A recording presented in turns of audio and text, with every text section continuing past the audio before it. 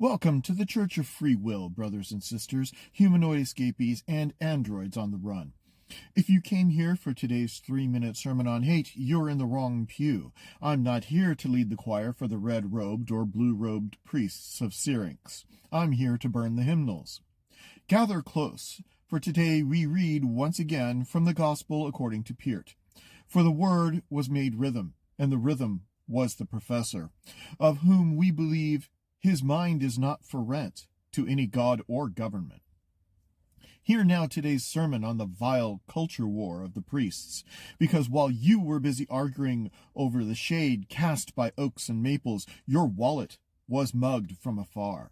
Not by thieves in the night, but by daylight robbers, the red and blue-robed priests in our nation's capital preaching salvation while picking your pockets. For indeed we read in the book of 21:12, chapter 2, verse 1, the words of the priests who claim we've taken care of everything, the words you read, the songs you sing, the pictures that give pleasure to your eye. Have you ever noticed how their culture war never ends?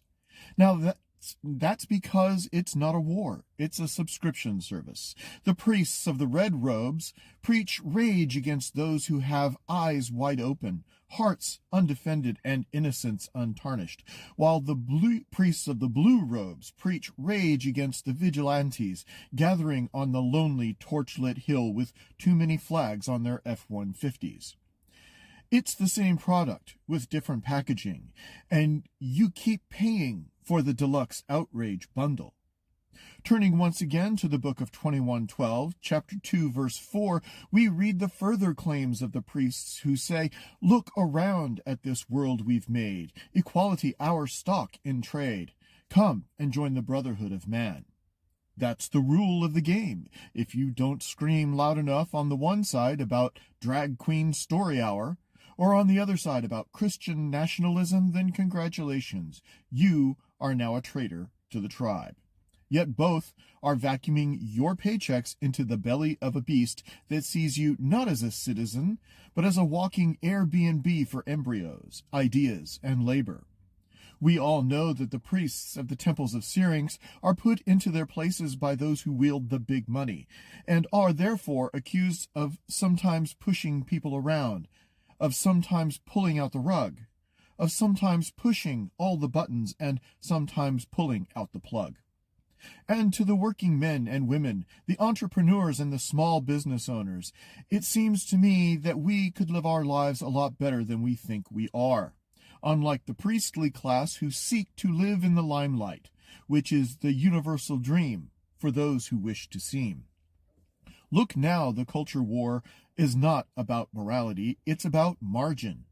It's a subscription service for outrage, and you keep paying their fee in attention, in donations, and in votes.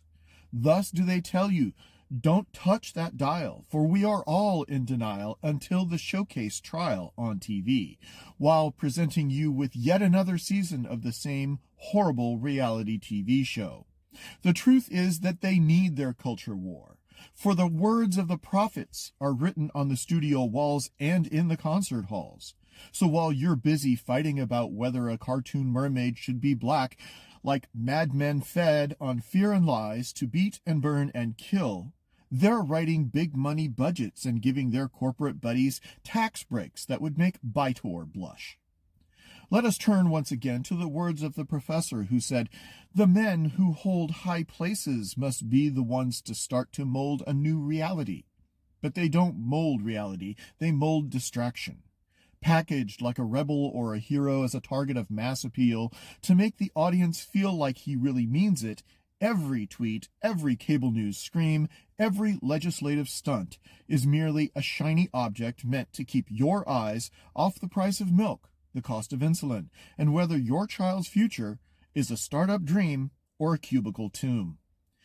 They want you to sell your dreams for small desires or lose your race to rats, while the big money builds ivory towers, knocks castles down, and builds you a stairway to lock you underground.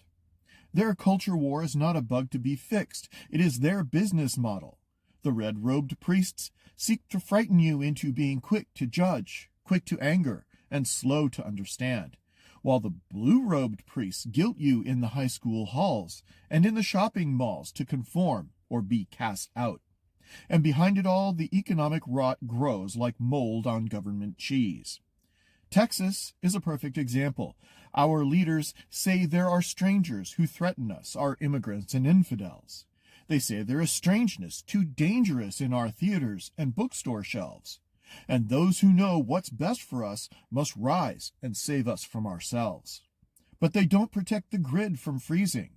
They don't protect your property taxes from climbing like a squirrel on Red Bull. And they don't protect your paycheck from getting eaten alive by inflation and corporate price gouging. And here's the sick joke.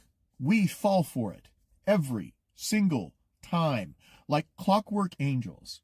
Think about it. Every viral culture war fight is basically a host of holy horrors to direct our aimless dance, except that the host is Congress, and you're the one cleaning up the mess and the magic, both triumphant and tragic. The professor tells us that the world weighs on my shoulders, but what am I to do? Which is exactly why you're exhausted, you're broke, and working 2 jobs. That's not an accident. Outrage keeps you distracted, and poverty keeps you obedient. Your wages are the little fish. Instead, the priests seek the big money having a mighty voice, the big money pulling a million strings, and the big money spinning big deals, while pretending to care about whether your child can play sports or which bathroom they use. At the same time, your hard-earned cash is a Cinderella story on a tumble of the dice, because they believe that they are in touch with some reality beyond the gilded cage. And if you think you're staying out of politics, you're not. No, you're letting them continue to run the board. Now it's come to this. It's like we're back in the Dark Ages, from the Middle East to the Middle West. The red-robed say all the gifts of life are held within our walls, while banning everything that moves. The blue-robed say our computers fill our hallowed halls, while handing more power to the hypocrites, slandering the sacred halls of truth, and the nobles showering their bitterness on youth. Meanwhile, the market for political outrage is booming, and you are funding it. Just as the professor has stated, lessons taught but never learned, while all around us anger burns. 2 priest groups, 1 hustle. As we read in the book of Grace Under Pressure, chapter 4, verse 1, things crawl in the darkness that imagination spins. Needles at your nerve ends crawl like spiders on your skin. But the priests do this to keep you as blind men in the market, buying what they're sold. It's a far cry from the world we thought we'd inherit, and it's a far cry from the way we thought we'd share it. So stop watching their fireworks show while your house burns down. For you hold the insurance policy. You are the value. You are the labor. You are the soul of this economy. They will try to twist your perceptions, but reality won't budge, because it is written each of us is a cell of awareness, imperfect and incomplete. Reality doesn't care if you cancel a beer company or boycott a country singer. The same billionaires own both. So let us draw the line here. We don't need more scheming demons dressed in kingly guise, beating down the multitudes and scoffing at the wise. We need fewer. Stop letting people, the same people who broke the economy, convince you that the real problem is your neighbor's yard sign. For it is written that you can choose a ready guide in some celestial voice. But if you choose not to decide, you still have made a choice.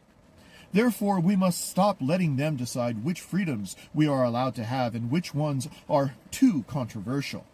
This isn't about the red robes or the blue robes. It's about respect. For it is written, the measure of a life is a measure of love and respect, so hard to earn and so easily burned. How are we supposed to respect them when they don't respect us?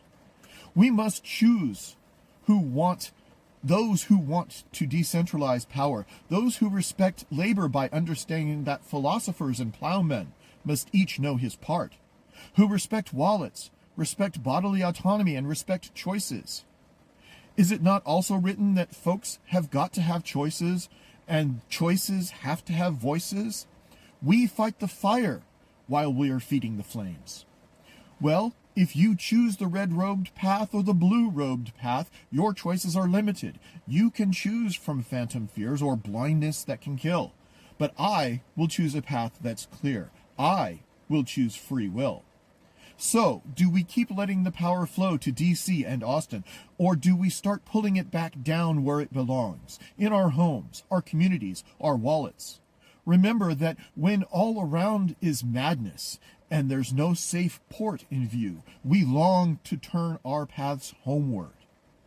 Real economic freedom is not about who is screaming louder on social media, for it is written in the book of Signals, chapter 5, verse 7, that the knowledge that they fear is a weapon to be used against them. Real economic freedom is keeping your wages, your ideas, your business, and your family out of the clutches of the bureaucrats, the lobbyists, and the self-righteous priests whom the professor has labeled pariah dogs and wandering madmen barking at strangers and speaking in tongues. Our great state of Texas shows us what is possible, rich in talent, resources, and spirit, but shackled by a priestly class addicted to distraction. We can break the cycle by picking a new team. We can break it by flipping the table. For we read in the book of Power Windows, chapter 5, verse 5, better the pride that resides in a citizen of the world than the pride that divides when a colorful rag is unfurled. That's not globalism. That's refusing to let the priestly class weaponize identity as a leash around your throat. Liberty isn't about yelling, "Don't tread on me," while they legislate somebody else's bedroom. It's about being left the hell alone, in your home, in your wallet, and in your head. So the next time somebody tells you that the culture war is the fight that matters, and tries to drag you into yet another culture war skirmish, remember the professor's words. Some worldviews are spacious, and some are merely space. And ask them, when was the last time your team actually made your life better? Spoiler, they won't have an answer. The culture war is the circus. Your freedom is the tent. Stop letting them burn it down for ticket sales. Our sage of rhythm and the word, Neil Peart, left us a roadmap. He knew that all of us get lost in the darkness, but dreamers learn to steer by the stars, not by the outrage algorithm. Some are born to move the world, to live their fantasies, but most of us just dream about the things we'd like to be. So to the culture war generals, the clickbait prophets, and the grifters on cable news, hear my sermon. Stop trying to turn me against my neighbor. Stop monetizing my outrage, and stop telling me that your war is my salvation, because I will fire up my red Barchetta's willing engine, responding with a roar, and with tire spitting gravel I will commit my weekly crime. The treasure of a life is a measure of love and respect. The way you live, the gifts you give in the fullness of time is the only return that you expect. Thank you, Professor. Rest in peace. Those of us whom you've inspired will take it from here. Amen.